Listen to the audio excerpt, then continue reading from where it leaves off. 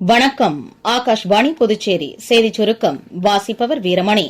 பிரதமர் திரு நரேந்திர மோடி 3 நாள் பயணமாக இன்று குஜராத் செல்கிறார்.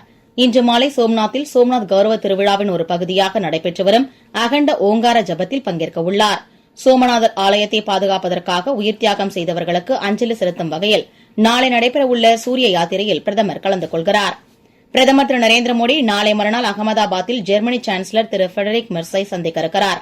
பிரதமரின் அழைப்பின் பேரில் திரு மெர்ஸ் நாளை மறுநாள் முதல் இந்தியாவிற்கு 2 நாள் அதிகாரப்பூர்வ பயணம் மேற்கொள்கிறார். நாடாளுமன்றத்தின் பட்ஜெட் கூட்டத்தொடர் இம்மாதம் 28ஆம் தேதி தொடங்கி ஏப்ரல் மாதம் 2ஆம் தேதி வரை நடைபெறவுள்ளது.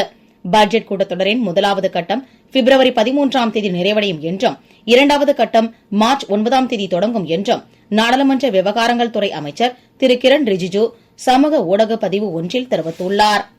ஹிமாச்சல் பிரதேசம் சிர்மாரில் நேற்று நடந்த தனியார் பேருந்து விபத்தில் 14 பேர் உயிரிழந்தனர், 33 பேர் காயமடைந்தனர்.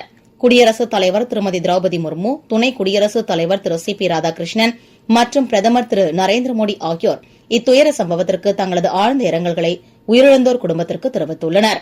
பிரதமர் தேசிய நிவாரண நிதியிலிருந்து உயிரிழந்தோர் குடும்பத்திற்கு தலா 2 லட்சம் ரூபாயும் காயமடைந்தோருக்கு தலா 50,000 ரூபாயும் வழங்கப்படும் என பிரதமர் திரு நரேந்திர மோடி தமது சமூக வலைதள பதிவில் தெரிவித்துள்ளார்.